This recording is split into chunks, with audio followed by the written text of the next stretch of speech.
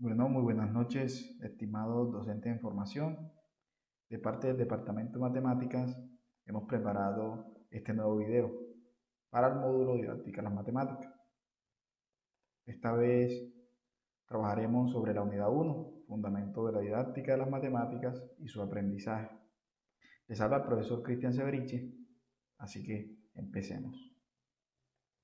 En Fundamento de la Didáctica trabajaremos generalidades sobre la didáctica, por lo cual la conceptualizaremos, miraremos los principales teóricos que han aportado a ella, unas teorías importantes a mencionar, y también sobre algunos paradigmas de enseñanza que han surgido alrededor de la didáctica. ¿Qué es la didáctica?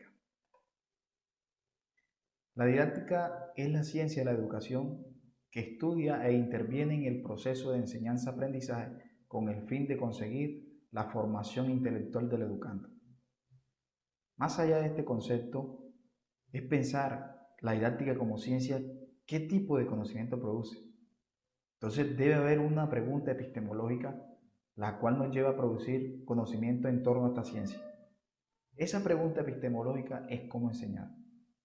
Cuando pensamos en cómo enseñar, estamos produciendo conocimiento para esta ciencia. Además, pensar en cómo enseñar significa pensar en qué se va a enseñar, es decir, los contenidos. También a quién vamos a enseñar, el tipo de persona, de estudiante que tendremos. También cuándo. Los momentos deben ser precisos y se deben tener en cuenta. Y es una discusión y una pregunta que se hace la didáctica. ¿Dónde enseñar? Hace referencia al contexto, el lugar en el cual se va a llevar el proceso de aprendizaje. Y en torno a esto, también se lo piensa la didáctica. ¿Y cómo? Pues hace referencia a esas metodologías, estrategias, tácticas, métodos que utilizamos para poder llevar a cabo ese proceso de enseñanza. Esto hace entonces a la didáctica una ciencia teórico-práctica que gira alrededor de esta pregunta: ¿cómo enseñar? Ahora, ¿será importante la edad para desarrollar un proceso de enseñanza? Ok, esto nos lo responde este teórico, Piaget. Piaget hizo un gran aporte, varios aportes para la didáctica, y entre los principales fue la teoría de las etapas del desarrollo. En esta teoría de las etapas de desarrollo, Piaget nos dice que el ser humano, de acuerdo a la edad, tiene unas habilidades cognitivas diferentes que le van a permitir, en cierto modo, aprender un conocimiento, aprender no un contenido como tal o un conocimiento práctico como una fecha o como la edad, sino hasta qué punto podemos enseñar, a qué nivel podemos aprender. Esto es lo que nos dice las etapas del desarrollo a grosso modo. Y es de allí que surge la importancia de tener en cuenta la edad para desarrollar un proceso de enseñanza. No es lo mismo enseñarle a un niño de 2 años, de 4 años, que a un muchacho de 12, 15 años. Otra reflexión que nos trae es: ¿será importante reconocer qué conocimientos previos trae el estudiante y qué características tiene el contexto para llevar a cabo un proceso de enseñanza? Esto es respondido desde Ausubel, desde la teoría del aprendizaje significativo. ¿Por qué? Para que haya un aprendizaje significativo, este debe cobrar una relevancia para el estudiante. ¿Y qué más de cobrar relevancia que aquello que no es útil para la vida? Y lo que no es útil para la vida es aquello que no es cotidiano, aquello que se nos hace familiar. Y eso está constituido por aquello que ya conocemos, es decir, los conocimientos previos y las condiciones del contexto. Eso hace que el alumno tenga una disponibilidad, un interés. Esto lo sabemos gracias a Ausubel y su teoría del aprendizaje significativo. Además, también son importantes reconocer los saberes previos porque estos son los que nos van a permitir hilar lo que ya sabemos con lo que queremos saber. Esto dicho desde Vygotsky es la zona de desarrollo próximo. Existe una zona en la cual hay que acompañarle al estudiante. Para eso es la labor del docente, ese guía, ese acompañante, que está en la zona de desarrollo próximo, para poder ir a lo que ya sabe, que es capaz de hacerlo por sí mismo, con aquello que todavía no sabe hacer, que viene a hacer lo que quiere aprender, que es el nivel de desarrollo potencial. Esto también lo sabemos hoy en día gracias a Vygotsky y su teoría de la zona del desarrollo próximo. Unas teorías importantes a mencionar es la teoría de la transposición didáctica. La transposición didáctica consiste en adaptar contenidos, ya sea por edad o por nivel, para que estos puedan llegar a ser entendidos y aprendidos por un tipo de estudiante en particular. Miremos un ejemplo. A nivel abstracto, el algoritmo de la división se define de esta manera.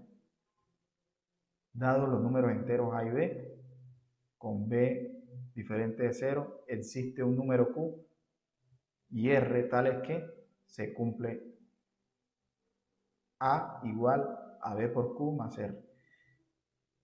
Esto está escrito en un nivel abstracto, porque es la definición abstracta del algoritmo de la división. ¿Cómo podemos llevar esto a estudiantes de distintos grados? Por ejemplo, si fuera para grado quinto, lo podríamos plantear conforme a esta situación y los siguientes conceptos. Si se desea conocer el número de baldosas necesarias para cubrir un piso, se calcula el área total del piso y se divide entre el área que cubriría una baldosa. En esta situación es indispensable utilizar el algoritmo de la división para poderlo desarrollar. En este caso entonces A viene a ser el área del piso, que es el dividendo en la división. B es el área de una baldosa, viene a ser el divisor. Q es el número de baldosas, es el cociente, el resultado que queremos encontrar. Y R es un poco de área que sobre, que es el residuo. En caso de que tal no sobre, es una división exacta. Y si sobra, es una división inexacta. Esto lo podemos llevar a cabo con estudiantes de grado quinto por su nivel cognitivo que tienen los niños y niñas a esta edad. Pero para grado primero, ¿cómo podemos llevar esa noción de este algoritmo tan abstracto? Bueno, un ejemplo podría ser el siguiente. En una bolsa hay billetes de dos denominaciones, 1 peso y 10 pesos. Con estos billetes realiza el siguiente juego con uno o varios compañeros de clase. Ambos piensen en un número y saquen de la bolsa los billetes que requieran para completar la cantidad representada por dicho número. Gana el juego quien forme la cantidad usando el menor número de billetes. Para poder llevar a cabo esta situación, nuestros estudiantes van a hacerlo de una manera casi involuntaria, porque está siendo guiada por instrucciones del maestro. Ellos están siguiendo instrucciones. Deben hacer, para utilizar el menor número de billetes, dividir la cantidad entre billetes de 10 y el residuo completarlo con billetes de a 1 peso. Entonces, estas dos son situaciones en las cuales se ha llevado a cabo el algoritmo de la división en dos niveles totalmente diferentes. Se ha adaptado los contenidos según la edad y según el nivel cognitivo para que pueda ser llegado a cada uno de nuestros estudiantes. Así que es para recordar la transposición didáctica es un proceso de modificación que sufren los contenidos del saber con la finalidad de adaptarlos a la enseñanza. Otra teoría a mencionar muy importante es el contrato didáctico, que son normas sociomatemáticas entre el maestro y estudiante para conocerse, que le permite al estudiante interactuar de una manera con un docente y de otra con otro. Me voy a explicar. Este es un ejemplo de un contrato didáctico. Algunos son de tipo clásico y otros un tanto más constructivistas y apilados a las didácticas activas. Miremos que entre el docente y el estudiante se han pactado algunas normas. Entre ellas está la puntualidad, ambos la tienen, la responsabilidad con las tareas, estar aquí y ahora, el uniforme, celulares apagados, en vibración, respetar la opinión y el uso de la palabra, presentar excusa por falla. Después de 3 fallas se pierde el curso. Para el docente, la puntualidad, responsabilidad con las tareas asignadas, celulares apagados y respetar la opinión y el uso de la palabra. Cuando el docente las menciona y las pone como un acuerdo con sus estudiantes, esto se hace algo intrínseco a la labor y a la interacción entre los dos. Llega el momento en que ya ellos no tienen que decirlo, sino que simplemente lo asumen de manera natural. Otro ejemplo que utilizo mucho con mis estudiantes es el siguiente. Yo en muchas ocasiones les digo, bueno, aquí en mis clases de matemáticas se han venido a equivocar, venimos a equivocarnos. Y junto a partir de esas equivocaciones vamos a aprender las matemáticas. Porque es que no un estudiante, el ser humano, no va a poder aprender si no se equivoca. La persona que no se equivoca es aquella que no lo ha intentado. Así que la disposición que he tenido con mis estudiantes al hacer este contrato didáctico con ellos me ha permitido a que participen, haya más participación de parte de mis estudiantes y pierdan ese temor a equivocarse y no aceptar tampoco la burla del otro, sino tomarnos entre todos como el apoyo. Si no sabe el estudiante, pues puede un compañero ayudarle y también en mi función como maestro también puedo ayudarles. Bueno, vamos a hablar ahora de 2 paradigmas de enseñanza. Un paradigma, en este caso, miremoslo, una fotografía a blanco y negro, los estudiantes están todos en fila, miren la postura del maestro, es todo un doctor del conocimiento, es el que lo sabe todo. Y acá tenemos a una maestra, si podemos ver las dos actitudes totalmente diferentes, esta se ve como más amigable, los estudiantes manipulan las cosas, se forman en grupo, son 2 aulas totalmente diferentes. Porque es que existen distintos paradigmas de enseñanza. En uno está el tradicional y en el otro podríamos encajarlo en una enseñanza activa. Y estos pues tienen distintas características. Por su parte, la escuela tradicional es absolutista del aspecto externo, tiende a la estandarización y a los métodos directivos y autoritarios.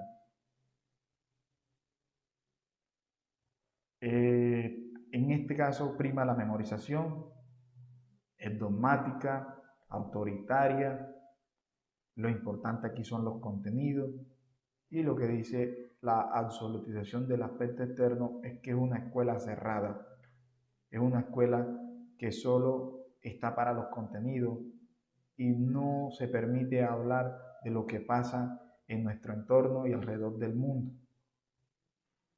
Acá el estudiante es un ejecutor de directivas preestablecidas. A lo que diga el profesor, se limita a la individualidad y a la creatividad. El estudiante es controlado. La relación con el docente es una relación unilateral porque el profesor asume el control como transmisor esencial del conocimiento y no permite una opinión de su estudiante. En cambio, en la enseñanza antigua, como la escuela nueva, ya acá el énfasis de los componentes ya son personales, basados en los intereses de los estudiantes, es un poco más flexible, los métodos son dinámicos y participativos. El rol del estudiante es un papel activo, creador, investigador y experimentador. Se estimula la autonomía personal porque no todo lo sabe el docente y no todo lo que diga el docente está bien dicho, así que hay una autonomía por parte del estudiante para que asuma su proceso de enseñanza y pueda aprender por sí mismo. El sujeto es activo, constructor de su conocimiento, se despierta la creatividad, se prima la reflexión e interés.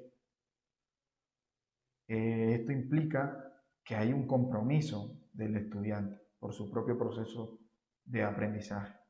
Y en este caso, la relación con el docente-estudiante, es una relación bilateral donde el cual se puede escuchar lo que el estudiante tiene como ideas que se tengan en cuenta para la clase. Y esto es una democratización de la clase, porque no solo el docente es quien la hace, sino también se hace con todos los estudiantes y las características contextuales en donde lleva a cabo. Bueno, eh, esto es lo que tenemos para mencionar sobre los dos distintos paradigmas. Pueden seguir ahondando con los distintos documentos que están dispuestos en la plataforma. Espero que les haya servido este video para guiarlos en su proceso de enseñanza. Chao, nos vemos.